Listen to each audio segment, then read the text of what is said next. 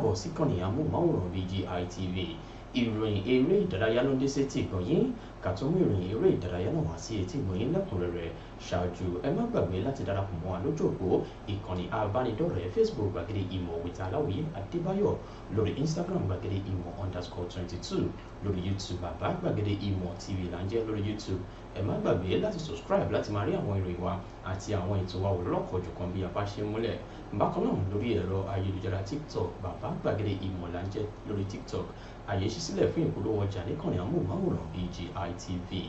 Ìròyìn eré ìdárayá náà rèé lẹ́kùnrẹ́rẹ́. Samuel Owóyẹmí lórúkọ tèmi.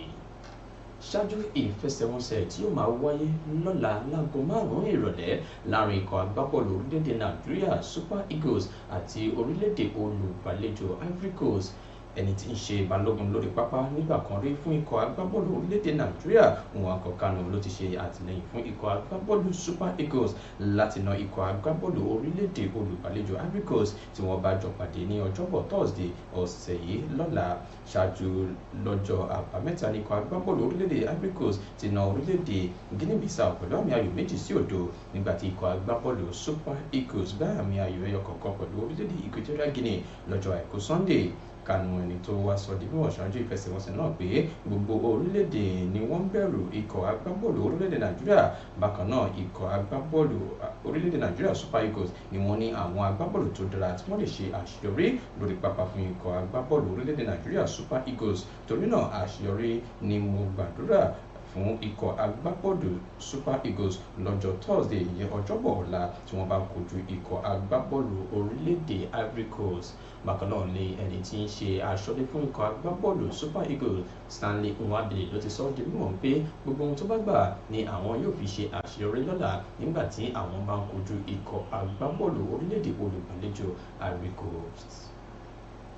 Mourinho, ẹni ọdún 60 tí wọ́n lé dànù gẹ́gẹ́ bí akọ́nimọ̀ọ́gbá fún ikọ̀ agbábọ́ọ̀lù AS Roma lẹ́yìn ọdún 3 iṣẹ́ akọ́nimọ̀ọ́gbá tí wọ́n gbé fún Mourinho nínú oṣù karùn-ún ọdún 2021 lẹ́yìn oṣù kan tí wọ́n jáwé ìgbélé fún nínú ikọ̀ agbábọ́ọ̀lù Tottenham Hotspur. Nínú ikọ̀ agbábọ́ọ̀lù AS Roma ni akọ́nimọ̀ọ́gbá Mourinho ti gba àmì ẹ̀yẹ bíi ife ẹ̀yẹ Europa Conference League lọ́dún 2022. Bákan náà ló mú ikọ̀ agbábọ́ọ̀lù AS Roma dé ìpele àṣekágbá final ti ìdíje Europa League ní ọdún 2023. Bákan náà lẹ́yìn wákàtí mélòó kan tí wọ́n fi ọwọ́ òsì júwe lé fún akọ́nimọ̀ọ́gbá Mourinho nínú ikọ̀ agbábọ́ọ̀lù AS Roma, àwọn olólùfẹ́ ikọ̀ agbábọ́ọ̀lù orílẹ̀-èdè Nàìjíríà Super Eagles ló ti ní kí àjọ tó ń rí sí bọ́ọ̀lù aláfẹsẹ̀gbá lórílẹ̀-èdè Nàìjíríà NFF lọ jáwé ìgbélé fún akọ́nimọ̀ọ́gbá Peseiro gẹ́gẹ́ bí akọ́nimọ̀ọ́gbá fún ikọ̀ agbábọ́ọ̀lù Super Eagles kí wọ́n sì lọ gba Mourinho, ẹni tí wọ́n lé dànù nínú ikọ̀ agbábọ́ọ̀lù AS Roma láti wá rọ́pò rẹ̀. Àdéhùn akọ́nimọ̀ọ́gbá Mourinho ló yẹ kó tẹnubọ epo ní ìparí sáà yìí tẹ́lẹ̀ kí wọ́n tó ní kó lọ rọ́kúnlé ṣáájú ọjọ́ tí àdéhùn rẹ̀ yóò máa tẹnubọ epo nínú ikọ̀ agbábọ́ọ̀lù AS Roma. Bákan náà ni ikọ̀ agbábọ́ọ̀lù AS Roma yóò máa san owó mílíọ̀nù €3 àti pé ìgbà karùn-ún rèé tí irúfẹ́ ìgbésẹ̀ yìí yóò máa wáyé nínú ìtàn ìgbésí ayé Mourinho lágbo bọ́ọ̀lù aláfẹsẹ̀gbá. Aṣọ́lé fún ikọ̀ agbábọ́ọ̀lù Manchester United ọmọ orílẹ̀-èdè Cameroon Andre Onana ló ti dá ọ̀rọ̀ padà fún gbogbo àwọn tó ń bu ẹnu àtẹ́ lù ú látàrí bó ṣe pàdánù ìfẹsẹ̀wọnsẹ̀ àkọ́kọ́ fún ikọ̀ agbábọ́ọ̀lù orílẹ̀-èdè rẹ̀ ìyẹn orílẹ̀-èdè Cameroon. Andre Onana ló ti wá sọ di mímọ̀ pé ìwà bíbu ẹnu àtẹ́ lù ú lágbo bọ́ọ̀lù aláfẹsẹ̀gbá ni kò jẹ́ tuntun sí i mọ́.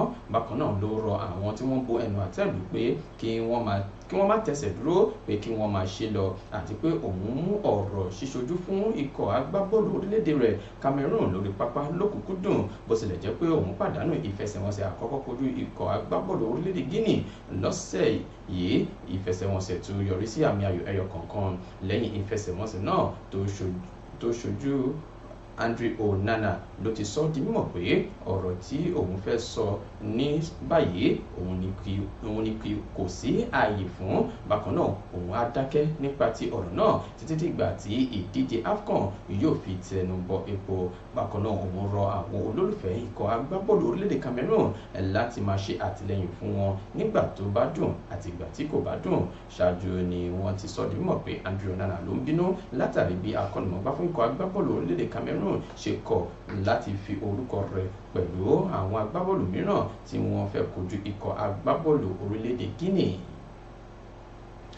Agbábọ́ọ̀lù ọwọ́ iwájú nínú ikọ̀ agbábọ́ọ̀lù Napoli tó jẹ́ ọmọ orílẹ̀-èdè Nàìjíríà Victor Osimhen ló ti ṣe àfọ̀mọ́ ọ̀rọ̀ bí ọjọ́ iwájú rẹ̀ yóò ṣe máa rí nínú ikọ̀ agbábọ́ọ̀lù Napoli nígbà tó sọ di mímọ̀ pé òun kò tí ì ṣetán láti fi inú ikọ̀ agbábọ́ọ̀lù Napoli sílẹ̀ nínú oṣù kìíní ọdún yìí lásìkò ọjà káràkátà pàṣípààrọ̀ àwọn agbábọ́ọ̀lù lágbàáyé. Bí ẹ kò bá gbàgbé pé àwọn ikọ̀ agbábọ́ọ̀lù bíi Liverpool, Arsenal, Real Madrid àti ikọ̀ agbábọ́ọ̀lù Chelsea ni wọ́n ti ń wá ọwọ́ sí agbábọ́ọ̀lù tó dára jù lọ ní ilẹ̀ adúláwọ̀ Victor Osimhen láti máa bọ̀ nínú ikọ̀ agbábọ́ọ̀lù wọn. Ṣùgbọ́n Victor Osimhen ló ti wá yànnàná ọ̀rọ̀ pé ọjọ́ iwájú òun ni ó dára púpọ̀ nínú ikọ̀ agbábọ́ọ̀lù Napoli. Bákan náà ó ṣeéṣe kí òun fi inú ikọ̀ agbábọ́ọ̀lù Napoli sílẹ̀ àti pé àjọṣepọ̀ tó dánmọ́rán ló wà láàrin òun àti ààrẹ ikọ̀ agbábọ́ọ̀lù Napoli. Agbábọ́ọ̀lù Victor Osimhen ẹni ọdún 25 ló ti wà pẹ̀lú ikọ̀ agbábọ́ọ̀lù orílẹ̀-èdè Nàìjíríà Super Eagles níbi ìdíje ife ẹ̀yẹ ilẹ̀ adúláwọ̀ AFCON èyí tó ń lọ lọ́wọ́ lórílẹ̀-èdè Ivory Coast. Bákan náà ló ti gbá góòlù kan wọlé níbi ìfẹsẹ̀wọnsẹ̀ kojú ikọ̀ agbábọ́ọ̀lù Equatorial Guinea. Akọ́nimọ̀ọ́gbá fún ikọ̀ agbábọ́ọ̀lù Manchester City Pep Guardiola ló ti fi ọ̀rọ̀ àtìlẹ́yìn ránṣẹ́ sí akọ́nimọ̀ọ́gbá fún ikọ̀ agbábọ́ọ̀lù Barcelona Xavi Hernandez látàrí bó ṣe ń fìdí rẹmi pẹ̀lú ikọ̀ agbábọ́ọ̀lù náà níbi àwọn ìfẹsẹ̀wọnsẹ̀ gbogbo tó ti gbá sẹ́yìn. Bákan náà ló rọ àwọn agbábọ́ọ̀lù nínú ikọ̀ agbábọ́ọ̀lù Barcelona láti jáwé sóbì níbi gbogbo àwọn ìfẹsẹ̀wọnsẹ̀ tó kàn fún wọn. Ikọ̀ agbábọ́ọ̀lù Barcelona ni wọ́n jẹ̀gbà lọ́wọ́ ikọ̀ agbábọ́ọ̀lù Real Madrid pẹ̀lú àmì ayò 4-1 níbi ìpele àṣekágbá ìdíje Spanish Super Cup èyí tó wáyé lọ́jọ́ àìkú Sunday. Pep Guardiola ló ti wá sọ̀rọ̀ yìí di mímọ̀ lẹ́yìn tó gba àmì ẹ̀yẹ akọ́nimọ̀ọ́gbá tó dára jù ní ilẹ̀ adúláwọ̀ wípé òun nífẹ̀ẹ́ Xavi Hernandez púpọ̀, inú òun kò sì dùn bí gbogbo nǹkan ṣe ń rí lásìkò yìí nínú ikọ̀ agbábọ́ọ̀lù Barcelona. Bákan náà ló rọ gbogbo àwọn tí ọ̀rọ̀ náà kàn tó fi mọ́ àwọn olólùfẹ́ nínú ikọ̀ agbábọ́ọ̀lù Barcelona wípé kí wọ́n lọ bu omi sùúrù mu fún ẹni tí ń ṣe akọ́nimọ̀ọ́gbá fún ikọ̀ agbábọ́ọ̀lù Barcelona ìyẹn Xavi Hernandez. Bákan náà ló rán àwọn agbábọ́ọ̀lù nínú ikọ̀ agbábọ́ọ̀lù Barcelona létí wípé kí wọ́n mọ pàtàkì wíwọ aṣọ ìgbábọ́ọ̀lù Barcelona, torí náà kí wọ́n jáwé sóbì láti máa ṣe dáadáa níbi àwọn ìfẹsẹ̀wọnsẹ̀ wọn tó kù fún ti sáà yìí. Bí yóò ti mọ̀ rèé fún ìròyìn eré ìdárayá láti kàn ní amóhùnmáwòrán BGI TV. Ká tó máa lọ, ẹ má gbàgbé láti darapọ̀ mọ́ wa lójú òpó ìkànnì abánidọ́rẹ̀ẹ́ Facebook gbàgede ìmọ̀ Peter Aláwìyé Adébáyọ̀, lórí Instagram gbàgede ìmọ̀_22, lórí YouTube bàbá gbàgede ìmọ̀ TV là ń jẹ́ lórí YouTube. Ẹ má gbàgbé láti subscribe láti máa rí àwọn ìròyìn wa àti àwọn ètò àwọ̀ lọ́lọ́kọ̀ọ̀jọ̀kan bí a bá ṣe múlẹ̀. Bákan náà àyè ṣí sílẹ̀ fún ìpolówó ọjà níkànnì amóhùnmáwòrán BGI TV. Bákan náà lórí ẹ̀rọ ayélujára TikTok bàbá gbàgede ìmọ̀ là ń jẹ́ lórí TikTok. Ìròyìn eré ìdárayá kò ní jù báyìí lọ. Samuel Owóyẹmí ló ti mú ìròyìn eré ìdárayá náà wá sí etí ìgbọ̀nyín. Ẹ ṣé bí ẹ ti ń tẹ́tí gbọ́ wa, ẹ ṣé bí ẹ ti ń wò wá. Àwa la ó máa ṣe nǹkan ò ní ṣe wá o. Ire o, ire bàbí ti.